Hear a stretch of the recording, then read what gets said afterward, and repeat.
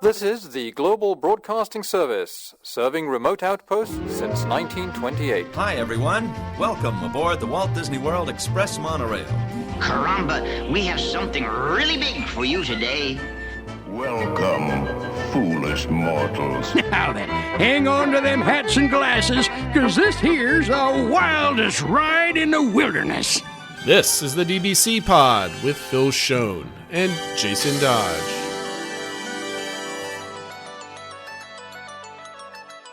Hey everyone, welcome to this week's pod. This is a show for the week of October 9th, 2023.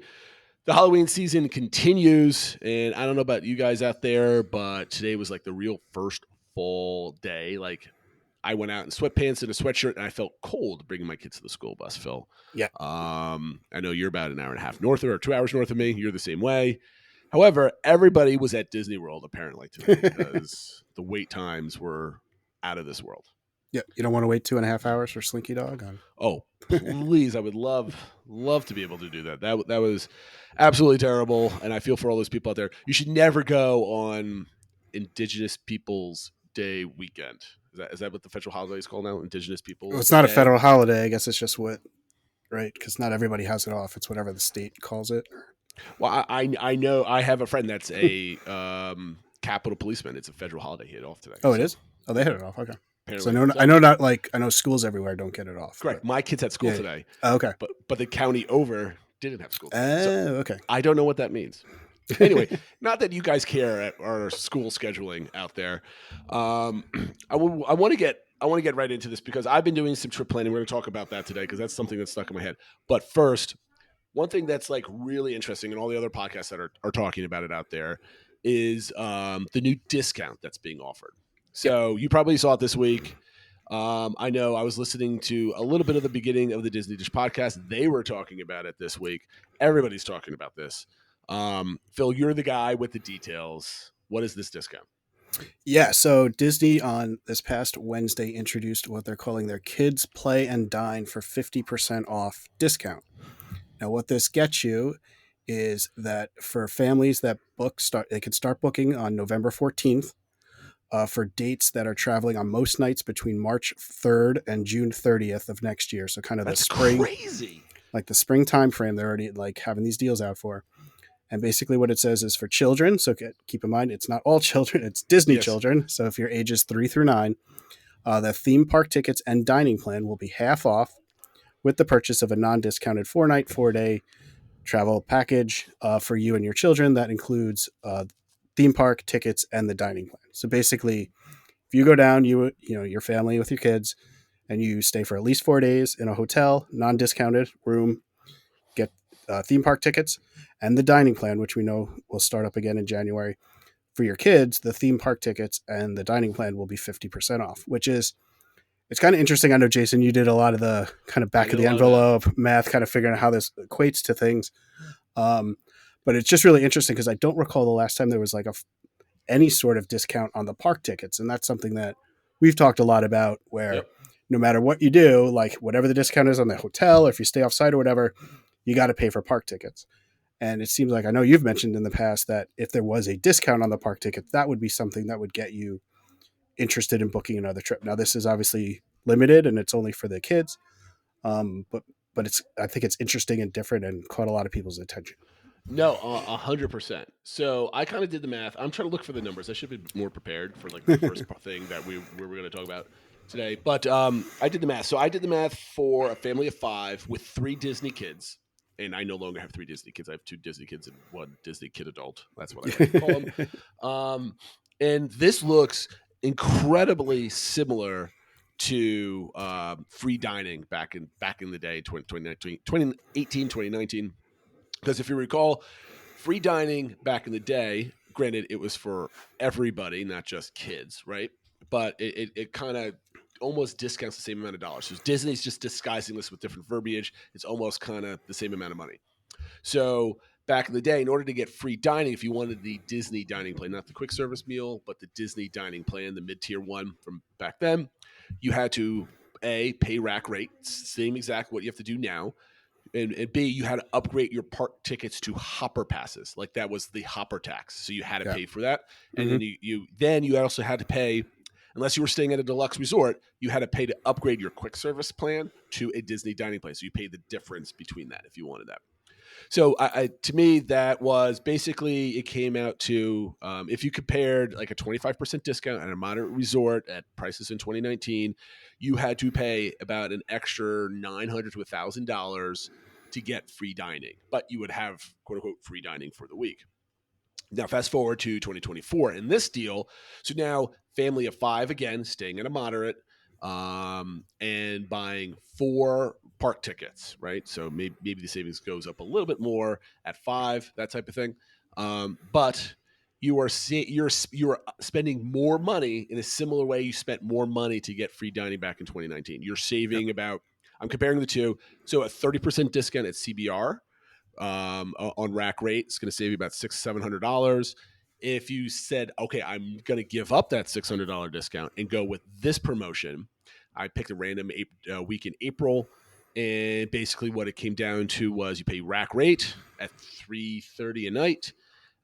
You saved about $1,000 in ticket prices because the discounted children's tickets are incredible. That's a huge discount. It's a huge saving, yeah. It's a huge discount. I mean, like a kid, 4 tickets for weeks, about maybe $500-$600. So you're saving $250 per kid. That's almost that's $750 there. And then you have to pay for the dining plan. So there's a dining plan tax, right? You have to pay for it. From the kids side of things, it's not that much of a savings because the kids' dining plan is $30. So you're saving $15 per day per kid. Granted, it's a couple dollars. That adds up, yeah, for sure. It adds up, but it's not a major discount like the ticket thing is. Yeah. But for the adults, because the kids aren't going by themselves, and you have to buy the dining plan for the whole party, you have to pay, what is it, $96, $98? Around there, yeah. Mid-90s per adult, so like 2. So you have to spend $180 plus $30, $210 a day for the dining plan to get the ticket discount, right? All that said and done, if you compare the cost of the dining plan versus the offsetting of the discounted from the rack rate room discount, it's about another $850, $900, call it $900 more that you would have spent normally. But now you're feeding each member of the family $30 a person per day, and you got food out of it, which I think is a great deal, right? Yeah. For Disney prices. That number right around $1,000 is almost identical to free dining with all the extra things that you had to purchase.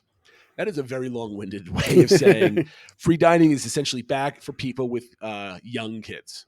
Yep. And there's a lot of people on the internet that are like, oh, this is a low deal. It's not for everybody. It's a smaller demographic. There's probably more people that are going with small children than almost anything else. Those are the people that typically younger families don't have as much money as either couples without kids or just single adults or older retirees, that type of thing. You want to get those people back because they're pinching for dollars. They have to pay for diapers. They have to pay for preschool. I don't know, whatever, daycare, any of that type of stuff. There's more expenses associated with that. So I think this is an excellent thing. And it really caught my eye.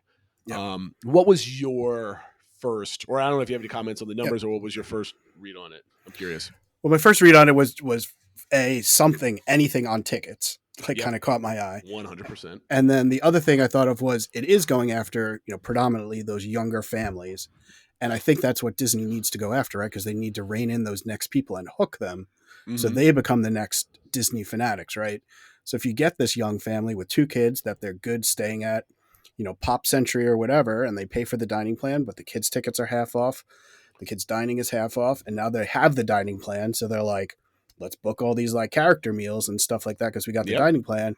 And now they have a great time at what they think is a reasonable amount of food money, which they've prepaid for a lot of it, right? Because you prepaid for the dining plan and stuff. I think it increases the odds that they leave with positive feelings.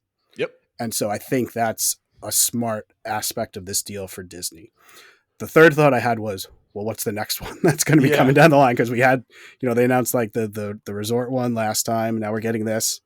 Next month it'll probably be something else, right? But this was incredibly smart by Disney, I think, right? Because I think they know that they're soft for 2024, but 2024 is not here yet, right? So they just don't want to dump like pull the big giant emergency lever of like getting everybody back. 'Cause free dining is still a bigger discount for Disney than any other discount, right? That's the biggest discount that they've ever really done, except for some things from like 9/11 and like big once off type of things. Now here's why it's clever by Disney. This discount is targeted to only a certain amount of people, right? It's people with kids under 9. This does not going to affect families with older kids or couples or single solo guests and everything else like that. So they can open up, they can kind of creak and test like this ticket discount type of thing and see if it impacts bookings. Because if it impacts bookings but not enough, they're like, okay, but we saw a big jump in pricing or in bookings because of this. Now all of a sudden maybe they can start slowly bringing it to the rest of the guests that are out there. Or if this has almost zero impact, maybe that it's big more flashing lights like, okay, we really need to do something, and we get something else down the road. So that I mean, like it works both ways. But I'm just waiting for the other shoe to drop on discounts for 2024 because they're going to get into an area where there's no new attractions. There's nothing drawing people. Why are you going to Disney World next year? I mean, that's my question. Like, why are you going? Because if you've gone already, there's no reason to go back unless you're an Uber fan. You just go every year or whatever anyway for whatever. Yeah, there's nothing additional to draw you in if you weren't going to go anyway. And I think a lot of people with families went within the last 2 years, the whole revenge travel thing and whatever. They got their trips in that got canceled because of COVID and all this other stuff. But there's nothing bringing them back. And anybody that starts maybe investigating why I should go to Orlando, Epic Universe might start be popping up in their Google searches. Maybe just a small portion because it's not like prevalent out there, but it is on the internet to be spoken of. So I think they're going to be doing something like I want to bring up my planning and how I'm kind of a little bit like nervous about my trip because I'm thinking, why am I going this December when potentially in 6 months from now I could go on an ultimate like awesome discounted trip? But of course, my wife and I love her to death. She's like, well, maybe we just go back again and whatever and use a travel agent discount and just get. I'm like, I doubt that you're going to be able to do that, but like there might be something out there. So I really like this. Do you think, Phil, that we're going to see different? Are we going to see like free dining levers pulled where it's like this is what we're used to, or do you think we're going to see more clever potential offers? I mean, I think potentially we'll see both. I mean, the dining plan's not even back, and they're already having some sort of special with it, right? So they definitely know that's a lever they can pull. So I would not be surprised to see free dining come back. Maybe it's more for the summertime. I know it used to be more like the fall, but the fall seems a little bit more popular than summer now. But I think they might also try clever things, and I am curious what else will they do with tickets. I'm not expecting them to be like 50% off everybody's ticket, but it might be maybe they do the buy 5 get 2 days free, or like that type of a thing where somehow you're getting better deal on the tickets, because right now those benefits for having staying longer aren't necessarily there until you get to like 7-8 days. Right. Exactly. Somehow maybe they'll shrink that where you start getting benefit by adding the 4th and 5th day versus having to get to the 7th or 8th day. Because we talked about this, I don't know, maybe a month or two ago, where comparing 2019 to 2023 prices, and this is all ticket-based conversation, right?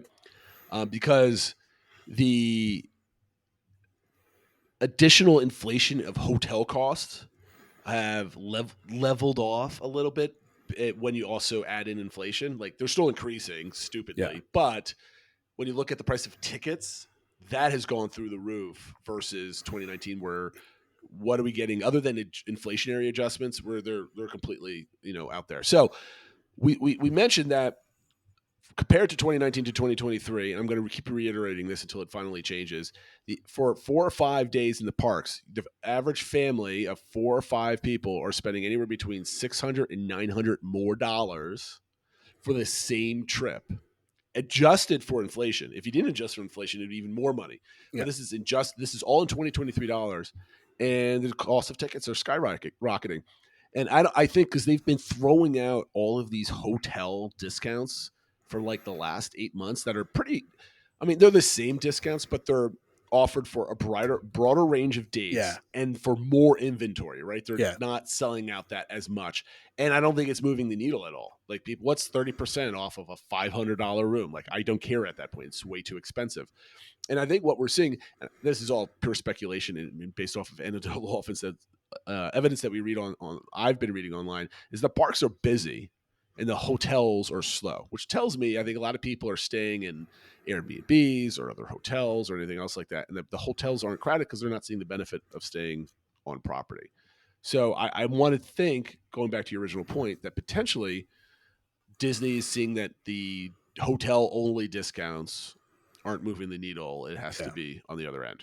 Yeah, maybe that's where they work in more of those perks where it's like, you get the 5th and 6 days free, but you have to stay on site to get those. Yeah, 100%.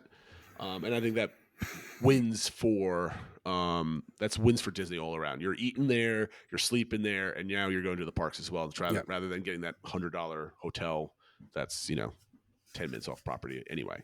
Yep. So speaking of staying on property, I've got a puzzle, Phil, and I kind of showcase this on Discord.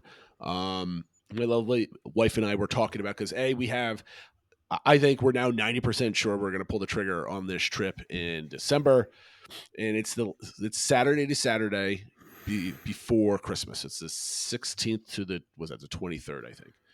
And we're trying to plan out what are our park days, what are we going to do, how are we going to do it, because we haven't bought tickets yet. This is the first time I've only been a hotel only booking. I have to go buy tickets from somewhere, but you don't have to buy them until you're ready to go. And I'm not afraid of reservations running out on any of the parks at this point.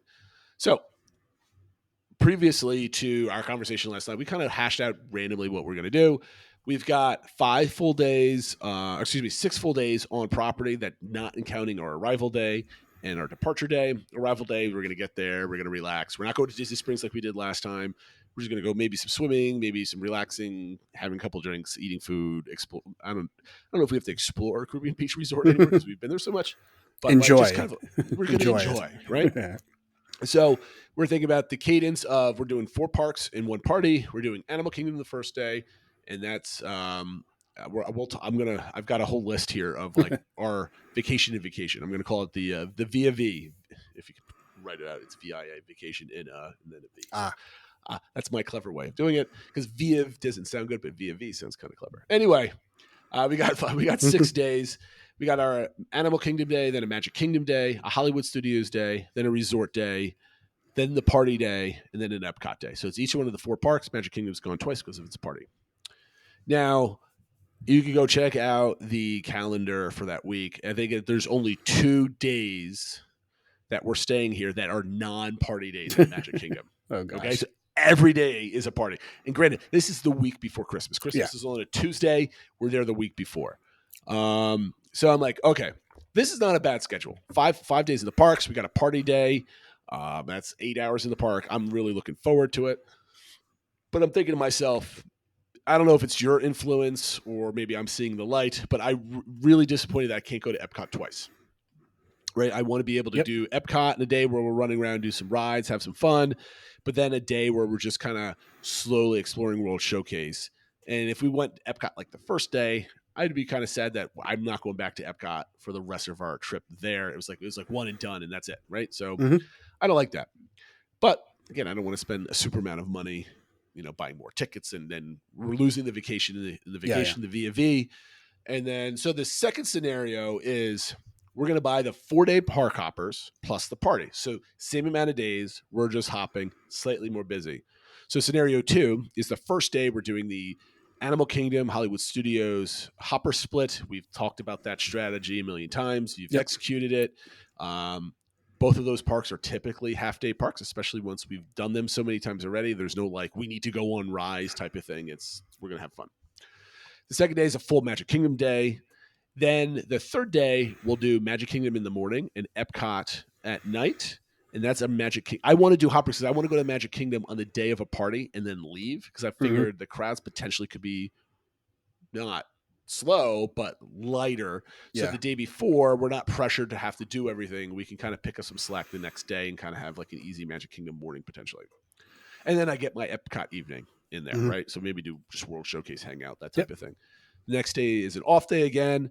then we have our party day, and then we have a full Epcot day, right? So basically, I am spending $450 to upgrade 4 tickets for a family of 5 from one day park to Hoppers. It's $450. That's scenario number 2, and we're only using the Hoppers 2 out of the 4 days.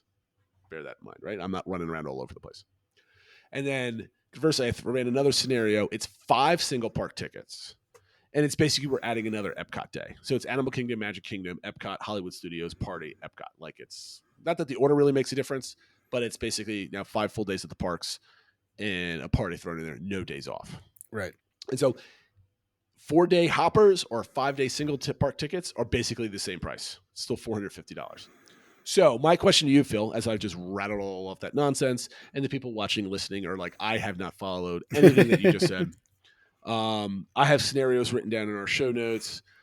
What would be your first inclination to go with? Yeah, of all 3 of those. So my inclination is either to do the baseline and just do 1 day at each park, or add the extra day, and then you kind of have 2 easy days at Epcot, and you could sleep in some more and stuff like that. The Hopper, I just feel like those first 3 days are going to be killers. True. Because when, like you said, Animal Kingdom and Hollywood Studios individually might not be full days, but when you slam them together, that's a long day.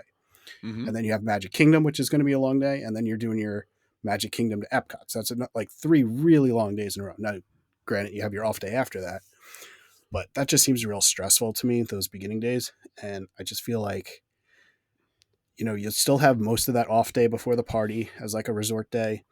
Some of those days you could, if you have 2 Epcot days, maybe one of those is a late arrival day, or it's easier to take midday breaks because you have the 2 days. I have my breaks slotted out. We'll go over that next because I would. But so you're inclined to do just the 4 days plus the party and let it rip. Yeah, I'm okay. I'm kind of leaning to that, but I also kind of just like you start like I can do more. I can do more. No, I understand the temptation. Right. Here's my line of thinking. Here's where some of the hitting savings potentially could be if I hold my powder, so to speak. Mm-hmm. The only day in scenario 2 where it's the 4-day Hoppers, the only day I'm getting Genie Plus is that first day Animal Kingdom Hollywood Studios day. Yep. I'm not getting it for Magic Kingdom because I'm going to be there enough to get everything that I want to do.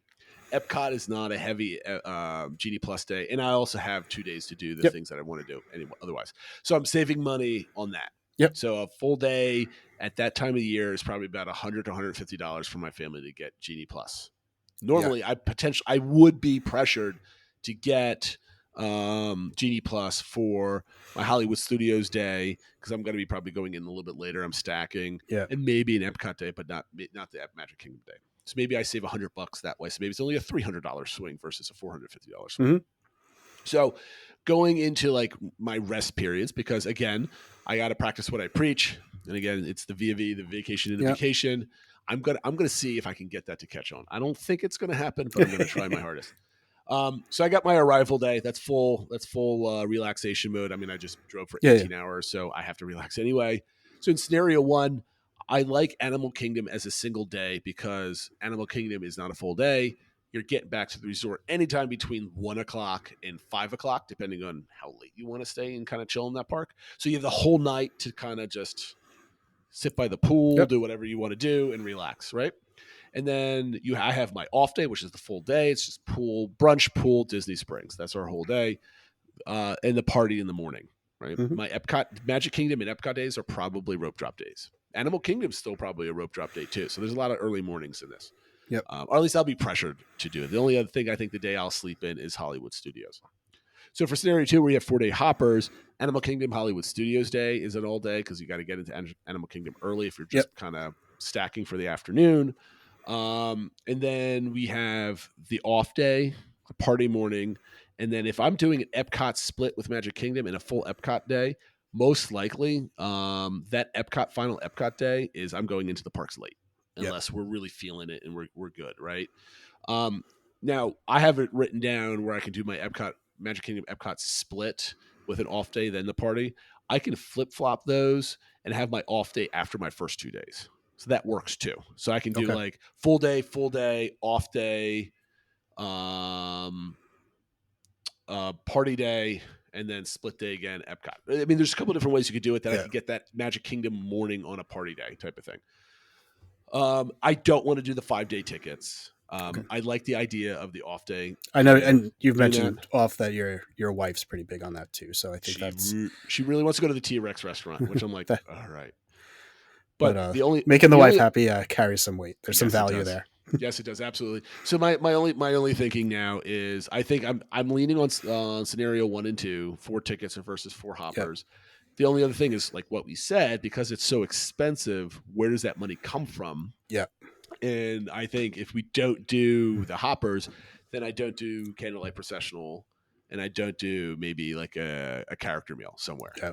We go easy on the food, and then basically it's all quick service all week. Okay. So, but you don't think $450? Like, let's ignore the rest, because there's going to be non-stressful days, just from the value of money. Do you think $450 is worth the experience that you get versus scenario 1 or 2? I mean, I get where you're coming from. Getting more Magic Kingdom time, like you said, and having it the morning of the party, so you can kind of take things more easy and kind of just do what you want. You'll have 2 evenings in Epcot. Frankly, the Magic Kingdom morning is really not that important to me. The Magic Kingdom time, it's just that I kind of just want to test out what a park looks like in the morning on a party day. I mean, it could be any other park, but I want the Epcot though in there. And then having 2 evenings in Epcot, when by the time you go, the new fireworks show will be there. So it's 2 opportunities to see that. So there's definitely values there. And if, I did the Animal Kingdom to Hollywood Studios stack, it's very efficient, very effective. And so I think there's a lot of value there. I would, if I could flip flop that Magic Kingdom Epcot party day and the off day, so you have your off day after that, something like that, I think would be helpful. Versus like 3 busy days in a row. No, I'm with you on that. That was actually a good point. I did not look at that, and I'm like, oh, that's a really good idea. I'd probably actually do that. But the only reason why I would almost think it's worth the extra $450 just to be able to do Animal Kingdom Hollywood Studios in one day and not hop the rest of the week, right? Okay. Like I would do like Animal Kingdom Hollywood Studios, Magic Kingdom, Epcot, party, Epcot, and have an off day in there, thrown in there. If I could just buy 1 day's worth of upgrade, just one day of hoppers, I would love to do that. I was going to ask you, and I guess you already have the tickets or whatever. I don't. Could you do a 1 day ticket with the hopper and then a 4-day ticket? Can you do that? No, it'd be a 3-day ticket. Oh, I'm only buying 4 days of tickets. Right. So could you do a 1 day with hopper and then a 3-day without hopper? I don't know what the cost of that is. I'm forgetting about cost. I don't know. I have to take a look. Can you assign like tickets like that to a single? Yeah. Now you have me thinking. I was going to pick up my phone, but my phone's a camera right now. I gave you homework assignment. Yeah. No. Let's take a look here. So this is live investigating here. So excuse me here for a moment, but it should be quickly easy. I'm going to use boardwalkticketing.com. It's suggested by Touring Plans to use for the cheapest tickets. So I'm going to do that. So for 3 adults, 2 kids, and my dates, you're looking at a 3-day ticket. 1 park ticket is $2,200, right? And you know what? They don't even have an option for a 1-day hopper, so never mind on this website. So there goes that whole thing. I'm sorry, I just wasted the last 2 minutes of your time. So anyway, that's how my excuse me, my trip is kind of taking shape. I'm trying to think about how we can do this. Is that $450? Everything's so darn expensive. Like, my tickets are $2,800 before I get my party tickets, and I'm like, that just hurts. Yeah, that just hurts. It hurts my wallet, hurts my brain, and everything else. I mean, I definitely see the advantage of number 2, where the way you're talking it through, like you're like we'd be satisfied fitting Animal Kingdom and Hollywood Studios into 1 day, and then it really lets you have much more of a you almost get like your hectic day out of the way, and then you have like a much more relaxing trip. For the rest of it, and so there's definitely value in that. But like I'm coming to believe where I really want a 2 lengthy, not full day, lengthy Epcot days, because that's to me that's like. I want a day where I'm pressured to go on as many rides as I can. And then I want another day where I don't feel the ride pressure, and I can do like the the little hunts in Epcot, like last year was. Yeah, well, especially that time of year, like right? that. You have all the storytellers, you have stuff like that going on, and I don't want to feel the pressure of the rest of the park. I want to eat some stuff. I want to kind of go around. And last year we did that, and we had 2 Epcot days. It was absolutely fantastic. So I don't know. Well, I'll keep you guys into it. See if I can convince my wife to fork over another $450. Granted, she on the dime had to buy sweatshirts for everybody in the last trip, and that was $250. And I said, for the low price of 3 sweatshirts, we can go to Epcot 2 nights in a row. Cindy, come on. So talking about planning, we're gonna play a game. And it's another planning game. So hopefully this translates well after just a whole planning scenario with myself. You're going to give me a scenario that you've cooked up, and I have to plan something around it. So why don't you set this up, Phil? yeah. So kind of came up with a scenario where rather than planning a whole vacation, kind of locking down just like an afternoon type thing. Mm-hmm. So the idea is that you've been down in the Orlando area for a work conference, and on the last day it ends, around noonish or so. So you have the afternoon free before you have your flight that evening. So you're not staying for fireworks. So fireworks aren't into the factory. You have to get to the airport. But you do have, a good solid chunk of hours, say roughly from noon until about 5 p.m. that you could go into the Disney parks. And let's just say through the conference, you got like a discounted ticket. So it's like, it's not like you're spending a ton of money. It's there. So we're Ubering from the park to the airport, right? So we don't have to worry about anything else crazy time-wise. It's tight. Yeah. It's tight. So you have, say, 4 to 5 hours. What park would you pick to go to? How would you plan out the day? What would you do for food? And then knowing you only have a limited amount of time, obviously you're going to prioritize a couple of rides, but how would you also still try to get some of those Disney feels even in that limited amount of time you have? All right. So am I planning this for I'm suggesting to a friend of mine that's doing this, or is this me? In my head, it was you. Okay. Like you personally have this scenario. So this is me, have gone twice last year. I have a trip in December. My conference is like 2 weeks from now. Yeah. Right? Is that our scenario? Yeah. So, all right, what am I going to get my feels? And I'm going in, what time am I getting to the park? At noon? Around noon, yeah. Yeah, around noon. So around this time of year, I do not want to go to the Magic Kingdom at noon because it's just going to be hellish in there, right? The worst time of the day is between, in my opinion, around 1 o'clock and 5 o'clock because all the hoppers are coming over at 2 o'clock from Animal Kingdom or some Epcot or something else like that. So I'm not picking Animal Kingdom, even though you could probably get a nice stroll, get some good food, and kind of do something like that. That will get kind of, maybe I'm talking myself into Animal Kingdom a little bit. If I can have it. But am I eating, or I'm just having just a little? Yeah, you got to do something for food. You can, if you want, you could do a fancy sit down. You could do a quick service. You could do whatever. You got to eat something though. I got to eat something. All right, I'm not doing Hollywood Studios because that's just too hectic, and I wouldn't be able to unless I was clever and stacking in the morning during my conference and all that. I'm going to assume that I'm not doing that. I'm not spending all that money to do that. I'm taking away Hollywood Studios. I don't like the food options there to have a quick bite and actually enjoy it and get those Disney feels. So I think, and I'm not doing Magic Kingdom. So I think it's down to Animal Kingdom and Epcot. So now it depends. If I've been on my feet for a couple days, I'm not doing Epcot because that's a lot of walking around. Animal Kingdom is probably one of the most beautiful parks. So you can kind of really get that Disney feel because it has a lot of good sounds, good theming, good immersion. There's entertainment there that you can kind of catch some of that, fun Disney entertainment. You go to the Nomad Lounge and grab a bite to eat and get some really good food. You can speak to that, quite a bit from your last adult trip. You can get on Pandora and you can get on Expedition. You could probably do most of the park in that time anyway, so it would feel like a full park day anyway. Especially if you're there by yourself, you just do single rider lines and get right into a lot of those things. Yeah, I think I just talked myself into going to Animal Kingdom real quick here, Phil. Because here's the thing. If you only have 5 hours, right, you really only have 4.5. Because wherever you're in the park, you have to start making your way out. Because let's say you have to pick up your Uber at 5, right? Is that what we're assuming? We have to leave, right? Because you got to be at the airport about 2 hours before the flight anyway in Orlando. Epcot could potentially, at this time of year, be very busy, so you're not guaranteed to get on any of the attractions. The best attraction is Guardians. You probably don't have a virtual queue for it because I don't know, maybe you couldn't get on it, right? You're not doing all that other stuff.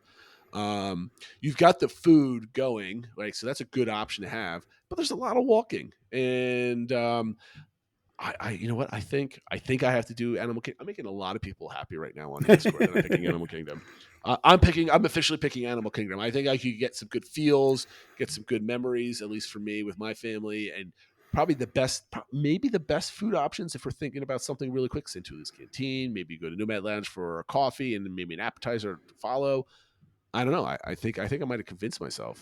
Animal Kingdom. What are you picking, Phil? What do you have? So it's funny that you pick that because that's probably where I would go to just in this specific scenario. Because I think the afternoon is where you could really take advantage of that park because you see people leave after 2, and the food options are a driver for that too. Whether it's regular food and adult beverages and stuff like that. So I think, like you said, you could get on Pandora, you can get on the safari. Like there's enough things that feel Disney-ish that I think you get your Disney feel because of what you're able to do in that time. My second choice would be Epcot. I understand what you're saying with a lot of walking, but you could take your time. Sure. You can go slow. The food booths are open. You can get some food there.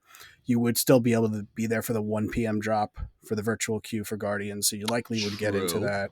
True. But yeah, that's still a little dicey whether it gets called or not. But I still think there's, even some of the smaller rides there, Living with the Land, Soarin', you could probably pick, one other ride to get in. You could get in a couple rides there. And just taking in the countries and stuff like that. I think that's just another good strolling park. And I think that's kind of where I would focus on versus like something where I'm trying to get in a ton of rides. The only caveat to Epcot, because we're limited to about maybe 4 hours or so, we get there at noon, you got to get into the park, and then you got to leave at like 4:30 to get out of the park and get your Uber and all this other stuff. So if you're getting food, let's say in Japan, and you want to go and Living the Land, that's still like a 15-minute walk that you're burning all that walk time back, and you're ping-ponging back and forth, right? You're not planning the ultimate attack Epcot type. No, it definitely wouldn't be attack Epcot. It would be wander around Epcot and what do I feel like doing and where am I at and that sort of thing. I'm just saying, I think you can get more accomplished at Animal. I mean, not that we're gauging this on accomplishments, right? But you're the empty space of strolling, because I think Animal Kingdom is a nicer stroll than Epcot, just because of the scenery is beautiful there. It just depends on, are you going to get those? Because I'm zeroing in on the Disney feels that you put in as a caveat to this. Yeah. Can you get enough nostalgia and Disney feels from Epcot when you're going in and out real quick? And it doesn't feel like, to me, I think Epcot has to feel like you're on vacation to also get the Disney feels of Epcot, right? Versus Animal Kingdom, to me, this is just my own brain being broken, maybe, I don't know. But like, I think Animal Kingdom can convey some of those quick Disney feels. Yeah. I mean, I still get them from Epcot because of all the nostalgia. I know I did have actually one work trip down to Florida, and some friends kindly invited me to join their DVC night at Epcot. So that was my only Disney was going to an Epcot. Now, granted, it was at night, but still, like walking in. Choice. I also that's what it was. But I mean, still, anytime you walk in, you see Spaceship Earth and stuff like that. I think you get some Disney feels and stuff like that. So I think that's why I would be my number 2. But I think, kind of for a lot of the reasons you outlined, I think for like this scenario, this number of hours, this time of the day, no nighttime fireworks and stuff like that, I think I would pick Animal Kingdom. Now, my only caveat to this is I'd probably pick Magic Kingdom if you can tell me that the crowds aren't going to be ridiculous the day that I go, which is nearly impossible anyway. Yeah. You can never do that. Yeah, I mean, the only reason you pick Magic Kingdom is you're like, well, I have to see the castle. Like that would be kind of. I need to stroll down Main Street. Like, exactly. There's only one place on property that really hits me is the Main Street and train station. Like all the sounds leading up to it. I mean, you can't. And that's why maybe like with a scenario like you were saying, well, is this me giving advice to somebody? Like if it was to a colleague who had never been to Disney or something like that, then it's like, well, you got to go to Magic Kingdom if you've never been anywhere. Yeah. All right, so. Again, this is going to be more of a planning episode because today, was it today or is it yesterday? What's today? Today's Monday. We're recording on a Monday as usual. This weekend there was a lot of problems with Genie Plus. Yes. Right, and because I was not planning for it. I've been starting kind of oriented my head how do I deal with being at the parks without Genie Plus? And I'm taking a lot of credence from your trip report that took 10 episodes to finally do. But go back and listen to the string of 30 episodes. It's 30 hours of a trip report just sitting there for you. Anyways, it's, I don't know, 10 o'clock. You've been pounding MDE forever. Your Genie Plus is down. It's not working. You just spend $150 because I think it's what, $29 per person today? I think so, like yeah. that. So your family of 5, you just spent like $145 on all of this stuff. You're pretty irritated. How do you change this around? Okay, so you rope drop, you did all your rope drop stuff. It wasn't working. You ignored it. You plowed your head through. You did all of your opening touring plan strategies for Magic Kingdom. And because we're doing Magic Kingdom. I don't know why we're picking Magic Kingdom. We're just doing Magic Kingdom. Because that, to me, that would be the park that you buy it for, right? That if you're going for something like that. What is your strategy? It's now 10:30. It's not working. You're going to give up. What do you do? Do you, A, waste time to go in line and because everybody else is trying to get a refund on this? Do you sit an hour in line for this? Do you just give up and go? Do you try to go for and get to another park as like compensation? How do you adjust your? What do you do personally? Like how you're feeling and how does your? Yeah, I mean, my first. Change? Yeah, to your scenario, we've been there since 8:30 or whatever like that. It's at least 2 to 3 hours that it's just not been working. This isn't just a temporary glitch. Like that's clear. Yep. I think at some point you got to go to one of those tents. The guest experience tents, and you got to talk to somebody and say, "Hey, what's going on? Is this going to change? And if not, I need refund, compensation, something for this." Probably what I would do is I would get in line and tell my family to go off and do some other stuff. So we don't have to all wait. And maybe if it's a really long line, we'll take turns waiting in line or something like that. But after, because then you're going to spend that whole day like just checking it anyway to see, did it come back? Did it come back? So it's like, you're just going to waste so much more time and you kind of already have whether sunk cost or sunk cost of time. I think you got to try to get some sort of satisfaction. Now I would hope that Disney would, if they said this is their system, their problem, like they kind of got to compensate you. And it's not just a refund. I would hope they would go above and beyond and say, and here's, I hope so. Here's Genie Plus free for tomorrow as well, or, something like that. I don't know. I don't know what scenarios. I don't know what people, I know there were long lines at guest services today for getting refunds, point, right? But I don't know what they would do. I mean, it sucks. Things happen. But this isn't like, oh, it rained, something out of Disney's control. This is their system, right? And if it's not going to work, they need to have a backup plan and they need to have guest recovery. So you would waste time. Not that waiting online for a refund is a waste of time, but time is going by. You're not enjoying the park. So that's wasted time. I just feel like if you just keep waiting, you're just going to get more and more frustrated. Well, the alternative is be like, I just lost $150. I'm not going to worry about it now. I'm just going to go have a fun day, right? That's your alternative. So obviously, you're not going to do this. I don't think that's how my brain would work. Yeah. I mean, I get to your point. Like maybe if they were just told, like, look, it's not going to work. Don't try, and go about your day, and then I would fine. I'll figure out the refund later or something like that. But I know the way my brain works is I would keep checking it and stuff that anyway. Oh yeah, it would ruin the rest of your day. Exactly. Gotcha. Yep. Yeah. So, I mean, like for me, I'd be irritated, right? So my brain needs to be told like, okay, it's been fixed. Time to move on. Like if I would not be able to say, well, I just wasted $150. I'm going to go on. That will eat at me for every single step I take in that park. So I'd have to do something. I would hopefully it'd be quick and easy, but I know if there's not a lot of blue umbrellas around, it might take some time. So I'll probably do the same thing you do is like tell the kids to go get some ice cream or something and whatever. Go in the tiki room or something like that. Like, exactly. And which is one of my favorite things that would hurt. One thing. So you're waiting online. It's very difficult to go and make that ask for something extra, right? Typically you don't ask for pixie dust. You hope that they give it to you.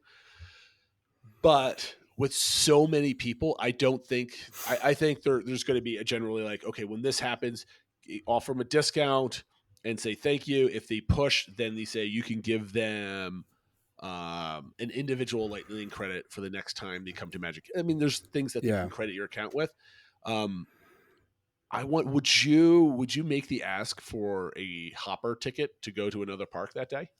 Since you're at Magic Kingdom, Yeah, it's I mean, I might impacting ask the for like, lines. I'd probably try to phrase it like, well, what are solutions here, right? Is it working at other parks? Like, if so, can we hop there? Is, like what are ways that we can work around this and try to, because I'm not great about like demanding things like, oh, no, you need to give me $300 of free food or, like I'm not going to like do anything like that, but I try to come up with some solution that satisfies us, but, is within their control. And, you know, and probably if they just said like, okay, well, we could refund your money, and then say, well, is there any compensation for like the time I've lost this morning and something like that, and maybe they would then offer like you said, a free lightning lane or something like that. But it's also probably not in me to push too hard. But I would, like I said, I was trying to come up with like, well, what's an option here? What can we do? I don't mind pushing, but I don't like pushing against like young. Right, because it's not their fault. Because 99% chance it's not that cast member's fault they can't offer anything, or that this is the best they can do. I'm definitely not yelling. I'm definitely not doing that. Well, it's like I don't want to pressure a young person when it's out of their power to do anything. Yeah. 1, 2, I don't want to delay the refund of the person behind me just because I think I deserve the world either. Right? Everybody's in the same boat. I don't want to anger anybody, and I also probably be impatient to just want to go back to my vacation, right?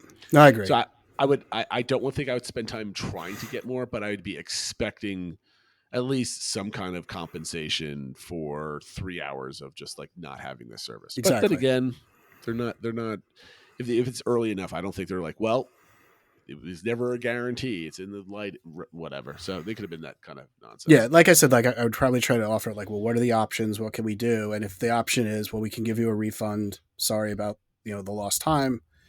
I guess it is what it is, and then at least I have a resolution and I go about my day.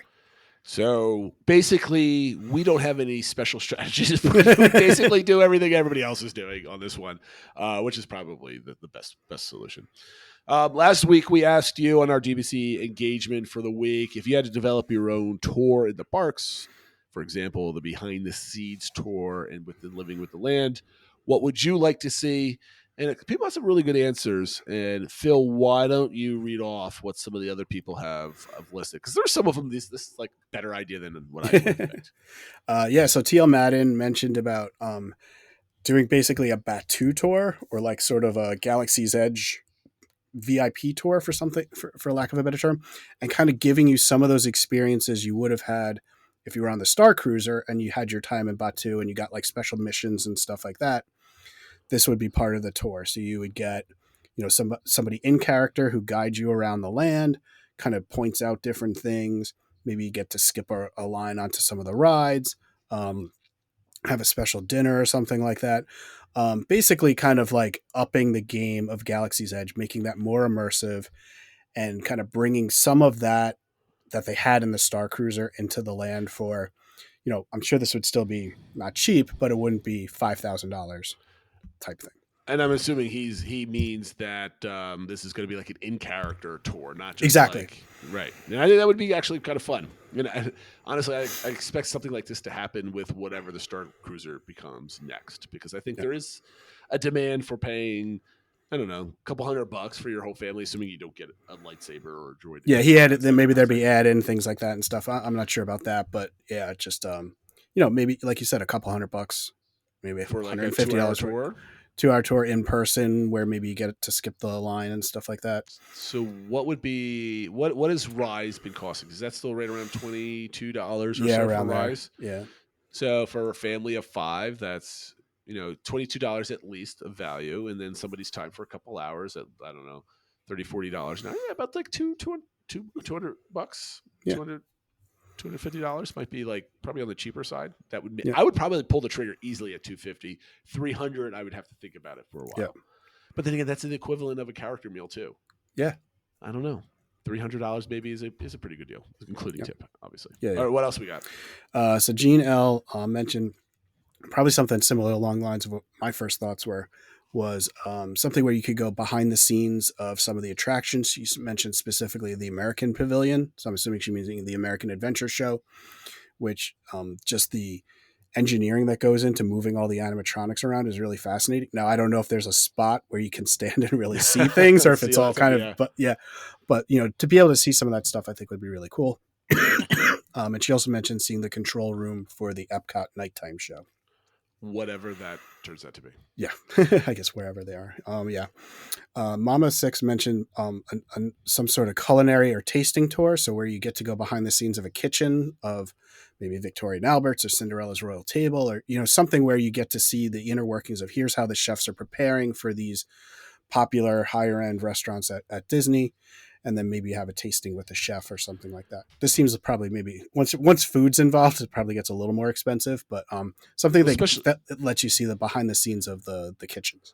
Yeah, I mean, I don't know if this is especially doable if you're traveling from like the Grand Floridian to Magic Kingdom to Epcot to Animal Kingdom. Like that's bouncing around a lot, but I mean, I would do that for a day. I mean, that sounds pretty awesome. I'd just be scared of the price of something like this.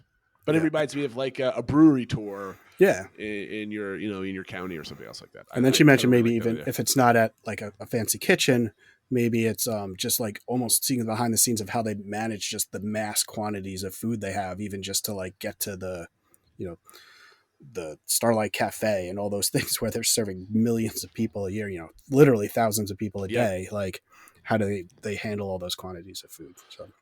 No, I like all of those. My idea is I want to be bio-reconstruct for a day.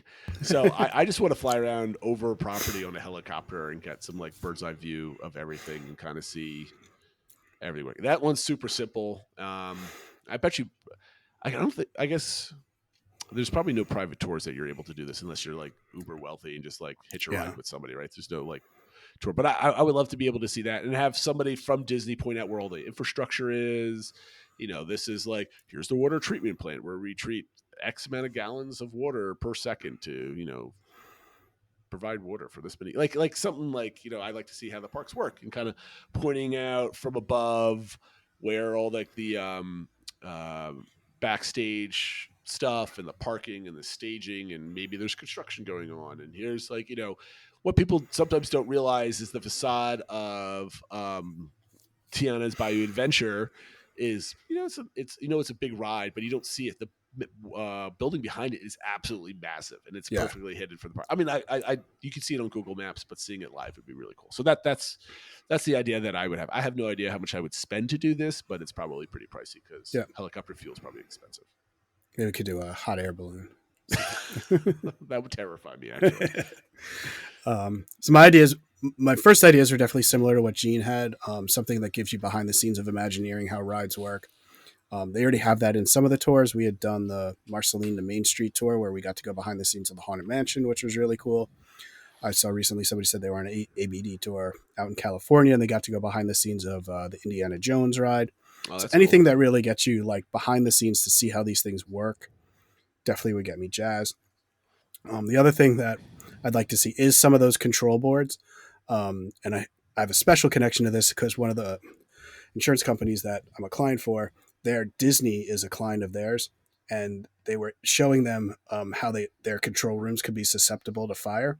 So what they did, they brought them to one of their facilities, built like a recreation of this control room for all the audio and stuff like that in Magic Kingdom, and then set it on fire. And showed them how quickly it would go up in flames, and was basically trying to say like they needed to upgrade their sprinkler systems and blah blah blah and all that sort of stuff. So I kind of have like, now I kind of want to see it in person after hearing that story. Awesome. So that's a good. I always like behind the scene things, which leads me to our DVC engagement question for this week.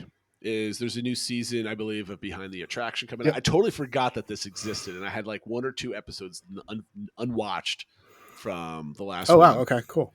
And we just finished up all the different castles. For some reason, I left like the last 10 minutes off of that episode. So my son and I watched it the other night.